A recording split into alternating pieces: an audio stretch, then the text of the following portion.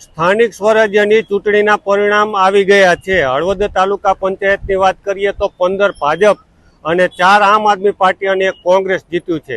આમ તો ભાજપ માટે પણ નુકસાન છે અને કોંગ્રેસ માટે પણ નુકસાન છે। ગત ટર્મમાં જે ભાજપની બેઠક હતી તેમાંથી તેને પણ ઘટાડો થયો છે અને કોંગ્રેસની જે બેઠક હતી તેમાં પણ ઘટાડો થયો છે।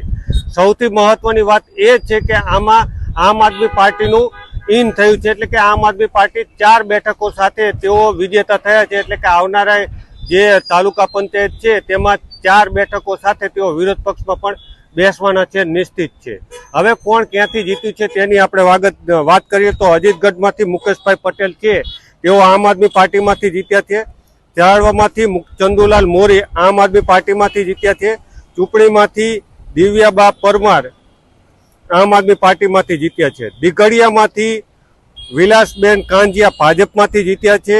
ઘનશ્યામપુર શીતલબેન કણજરિયા ભાજપમાંથી જીત્યા છે। ઈસનપુર બેઠક પરથી સુનીતાબેન સુરેલા ભાજપમાંથી જીત્યા છે। જૂના દેવળિયા બેઠક પર અલ્પાબેન કોળી ભાજપમાંથી જીત્યા છે। કડિયાણા બેઠક પરથી રમેશભાઈ ઝીંઝુવાડિયા ભાજપમાંથી જીત્યા છે। કવાડિયા બેઠક પરથી નીરુબેન લીલાપરા ભાજપમાંથી જીત્યા છે। માલણિયા બેઠક પરથી મનસુખભાઈ કણજરિયા ભાજપમાંથી જીત્યા છે। માથક બેઠક પરથી કુલદીપસિંહ ટાંક ભાજપમાંથી જીત્યા છે।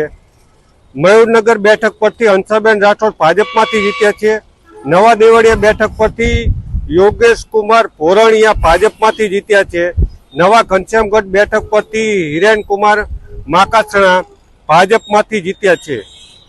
રણમલપુર બેઠક પરથી દેવકરણભાઈ પારેજિયા ભાજપમાંથી જીત્યા છે। રણછોડગઢ બેઠક પરથી પ્રેમજીભાઈ ડઢૈયા આમ આદમી પાર્ટીમાંથી જીત્યા છે। રાણેપર બેઠક પરથી શિલ્પાબેન બાબરિયા ભાજપમાંથી જીત્યા છે। રાતાભેર બેઠક પરથી જ્યોત્સનાબેન પટેલ ભાજપમાંથી જીત્યા છે। સાપકડામાંથી કસ્તુરીબેન મકવાણા કોંગ્રેસમાંથી જીત્યા છે અને ટીકરમાંથી કવિતાબેન હડિયલ ભાજપમાંથી જીત્યા છે।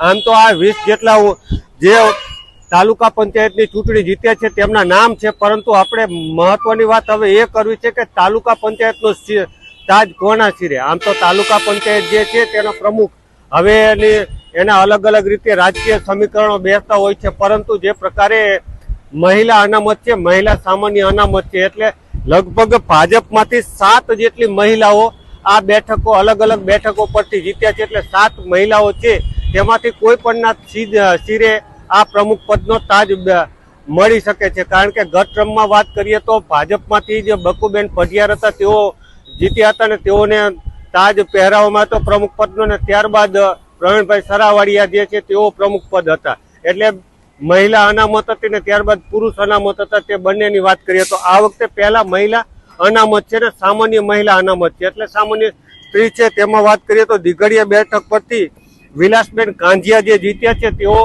પ્રમુખ પદ માટેના રેસમાં છે।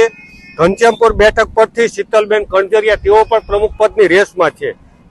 ઈસનપુર બેઠક પરથી સુનીતાબેન સુરેલા તેઓ પણ પ્રમુખ પદની રેસમાં છે।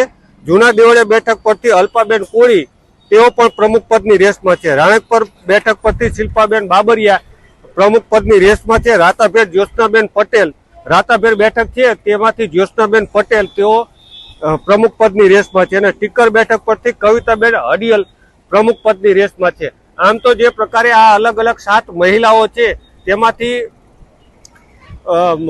કોળી અને દલવાડી આ બે વચ્ચે કાંટેકી ટક્કર થશે, કારણ કે ગત ટર્મમાં કોળીને પણ જે છે તેઓને પ્રમુખ પદ નહોતું મળ્યું હતું અને દલવાડીને પણ પ્રમુખ પદ નહોતું મળ્યું, એટલે આ વખતે કોળી અને દલવાડી બંને વચ્ચે કાંટેકી ટક્કર થવાની છે।